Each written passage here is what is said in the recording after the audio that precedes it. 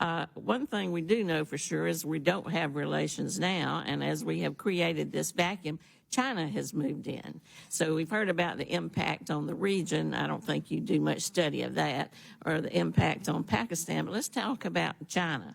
We have left this vacuum. China's moved in. They've sent an ambassador to Afghanistan. Could you talk about how our lack of diplomatic relations gives us an opportunity to China, and what might be the result of Afghanistan joining in the Silken Road, Belt and Road initiative? I wish I could. We have not looked at that, so I would just be repeating anecdotal information we've heard. We haven't done an audit on that. China was always interested in Afghanistan. I assumed with the Taliban takeover, they continued that interest, and we are hearing anecdotally that they're involved in, particularly with extractives, but we have not looked into it, and we cannot document why all of a sudden. But they've always been interested in extractives in even under the prior regime in Afghanistan. Well, could you comment on how you foresee the return of our diplomats to the country, and what are the risks of not going back, or some of the advantages of going back? Again, ma'am, I have not looked at that. There are obviously risks. The decision of sending diplomats there is a decision that really is a policy decision beyond my pay grade. That is a decision made by the administration or Congress to recognize. And I think basically the president is the only one who can recognize another country, I believe. So, you know, I can't really tell you what are the decision points on that. So, well, if you haven't studied that, and it's not your pay grade, and you can't get information from the State Department, what is it that your office does and should continue doing? Well, we are trying to find out. We're doing audits and investigations on theft or diversion of funds. We are trying to come up with recommendations on how to do a better job in a country like Afghanistan, where we don't recognize the host government. Would you share with us some of those recommendations? We will. We'll actually give the report. We're not done yet. I started to talk about some of our preliminary recommendations. One is to use the international organizations less until you can get better oversight from the various international organizations. I referred to a 1945 statute that created them, which basically cuts back the amount of oversight that any U.S. government agency, including my office, can do. So that's one thing.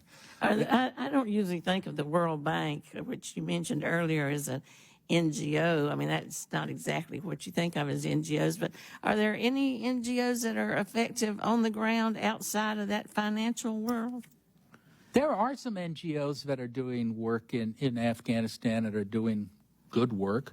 The problem with the international organizations like the World Bank and the UN is they are not actually doing the work. They're basically just another layer. They subcontract to others to do the work. Some are Afghan NGOs and some are international NGOs. And that's another problem. You got multiple layers, multiple expense because of multiple administrations. So we're saying that's one thing you should look at. And there's a number of other recommendations that we're happy to share once we finish our report. And when will that be? Well, we're hoping in the near term, in the next few months. Some of the staff is here. It'll be a few months before that's done. And have you been to Afghanistan? Do you have people on the ground there? Oh gosh, no. There's no Americans on the ground in Afghanistan. I used to travel. Well, we know one is in prison. That's the problem. That's why we're not there. I used to travel all the time to Afghanistan. We used to have dozens, I think we were up to about 50 people at one time in Afghanistan in the old days. But nobody from the embassy, nobody from any U.S. government agencies are in Afghanistan right now. And so most of your information is secondary, hearsay, diaspora? Diaspora, secondary. We're interviewing UN officials. We're interviewing World Bank officials. We're interviewing NGO officials. We've actually done, we do have some independent civil society organizations that we're working with in Afghanistan that are providing us information. We do get documents. And although we can't subpoena the State Department to get documents, we do have subpoena authority over corporations or NGOs that are working there. So we get documents that way. We also get material by talking to other countries that are working there. So we have a large, swath of information that we're getting. We're not getting the internal contract documents and materials that we would normally get from the State Department. Yeah, and I that's heard that the problem. earlier. That your time has expired. Thank you. I now recognize Mr. Perry for 5 minutes. Thank the Chairman. Mr. Sopko, thanks for your attendance today. Can you tell us how many Afghan or estimate how many Afghan refugees are coming to the United States through Pakistan or from Pakistan through the Special Immigrant Visa or U.S. Refugee Admission Program referrals? Any clue about that?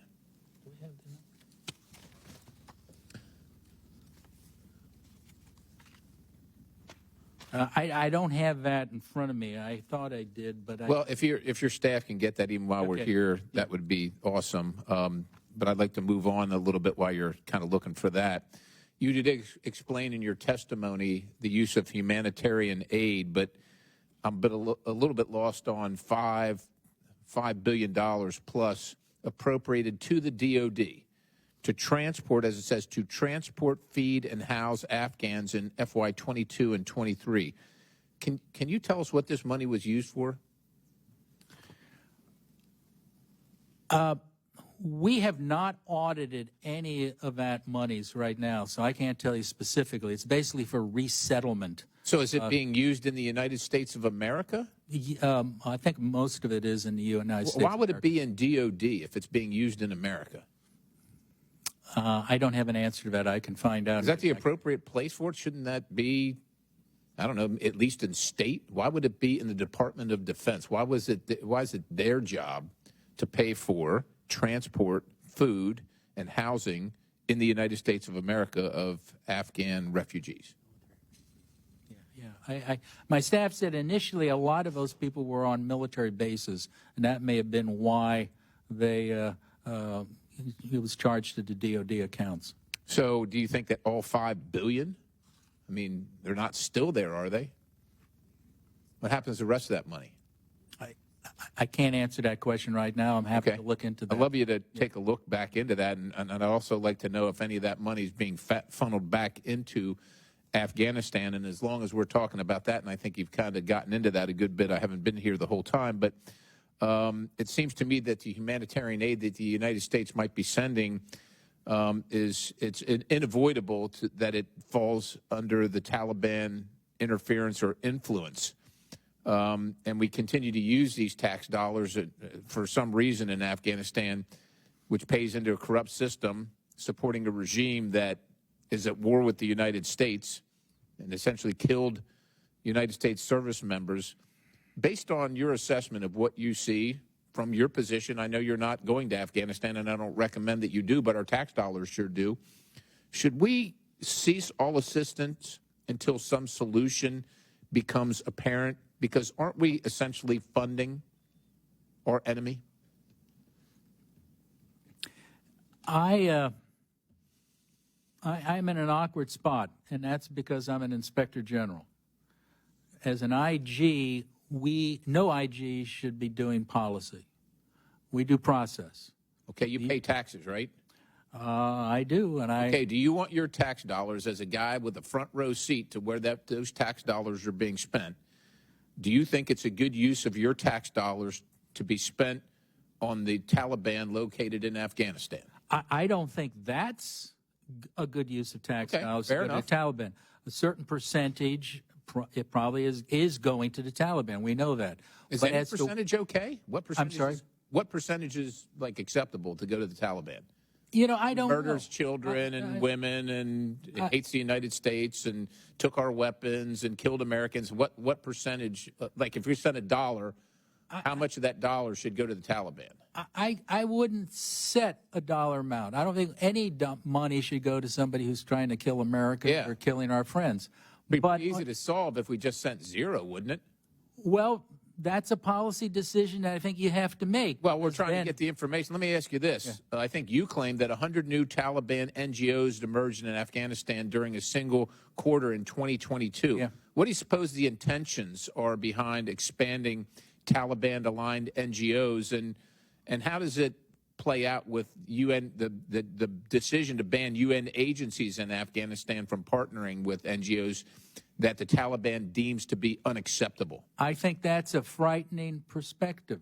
And I think that's why we're sending a warning to state and aid and to other donors that the monies may be going up. Maybe? You may get a Taliban NGO, if I can just finish, sir. You may get a Taliban NGO, which is, quote unquote, helping women's rights, which is trying to get money from the U.S. government. Up to now, we have not documented any money And you're going not going to the document Taliban. it because you're not there, right? I mean, how are you going to document it? Well, we can still get information from other people. Remember, we have And people I'm in the sure they're country. all truthful and not.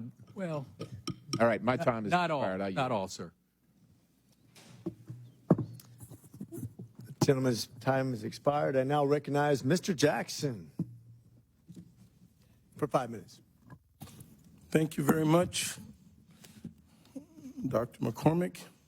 Thank you so much for your time today and your transparency. Can I ask you one question? Was there a particular reason why the United States left Afghanistan September 11th, 2021? Was the date symbolic?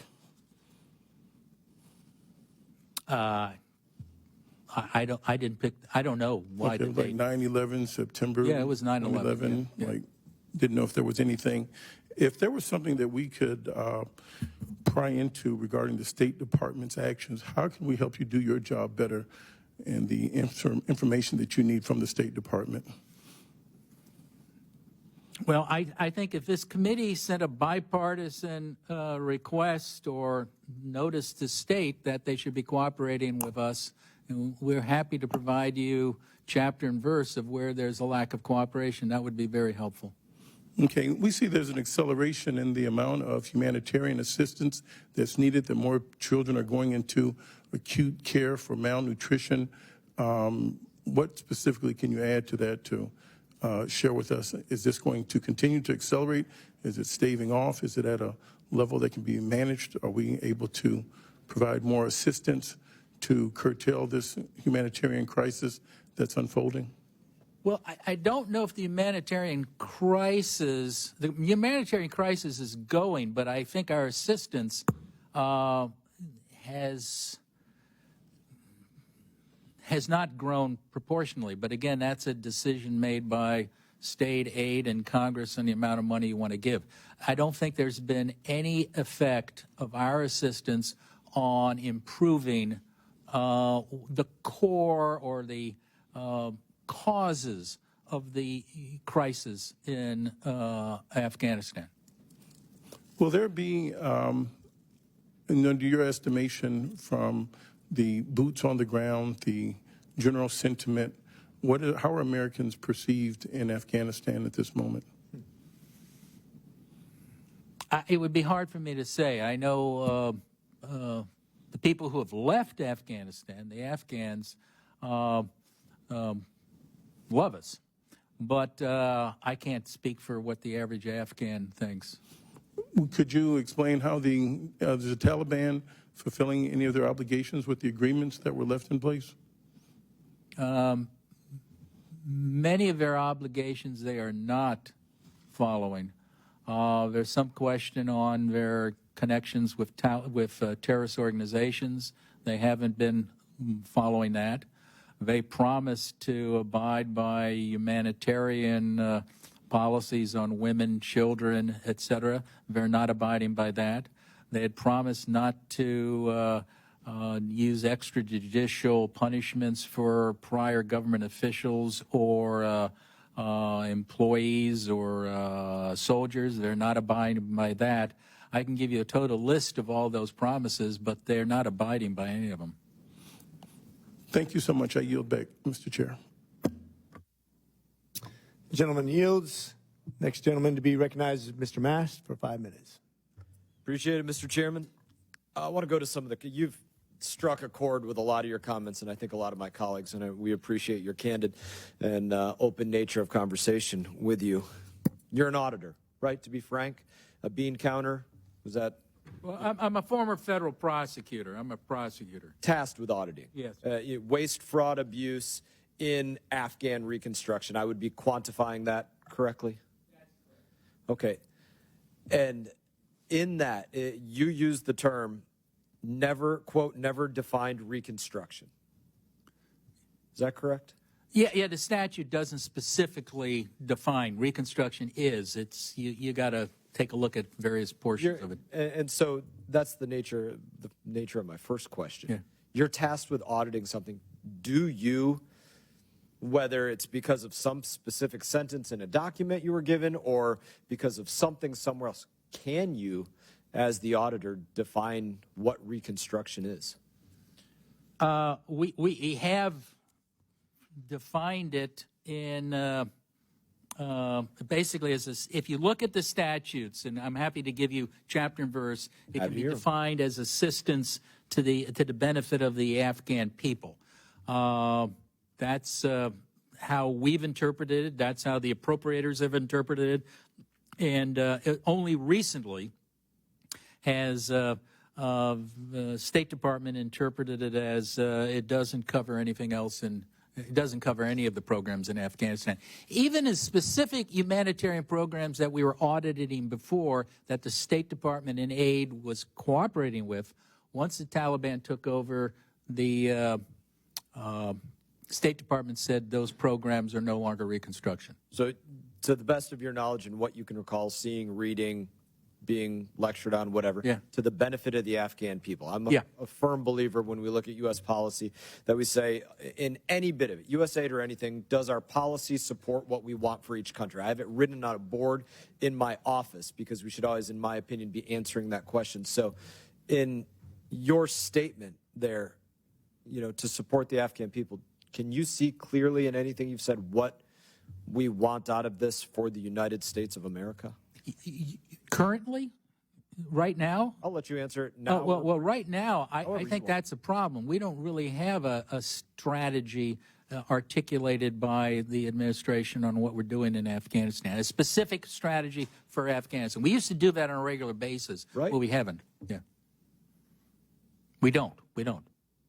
That's amazing. It's not the most provocative thing that you can hear, but it is amazing that, we're talking about whether it's $11 billion since, this year or $3.5 billion since this year or whatever the time frame is. We don't have a strategy, really an aim for reconstruction other than blasting a shotgun out there and saying, hopefully one of those BBs, supports the Afghan people, but not an aim to support what the United States of America wants out of that relationship. It's correct. I don't know that there's another question I can ask you because there's not an answer. There's not a specific for you to give me in that, so I don't. That's a problem we've been facing in Afghanistan, I think, for 20 years. We didn't really know what our objective was. Or it changed, or it morphed. And that's very difficult if you're an auditor or an investigator, particularly if you're an auditor or if you're a congressman. If you don't know what you want to accomplish, how do you judge you're getting there? And that's what we saw on a regular basis. And we've raised that numbers of times that, we look at inputs, we look at outputs, and we look at outcomes. What's the outcome you want to achieve by being in Afghanistan? Now, there may just be a straight humanitarian. We want to help people not starve to death or die. And that may be an articulated objective. And I'm not saying that isn't a good objective to have. But even that is really, like you said in your comments as well, noble cause. You use the term noble cause to identify that. And that's true, noble cause. But even that, we don't do that without the purpose of saying we want to see a friendly government there. Or, we want to see safety in our embassy. We don't have an embassy there. Or we want to see hostages returned. Or we want to, there is still in end state in humanitarian support for any entity for the United States of America and our taxpayers. I yield back, Mr. Chairman. The gentleman yields. The gentleman, Mr. Sherman, is recognized for 5 minutes. There's substantial discussion earlier when I was here about the withdrawal from Afghanistan. It certainly wasn't pretty. But there's almost no time in history when there can be a retreat that is nice to look at. It wasn't nice to look at in Saigon. It wasn't nice to look like in Afghanistan. One of the intelligence failures was the belief that because the Afghan army clearly had the capacity to fight against the Taliban for a 3-month period, that they would.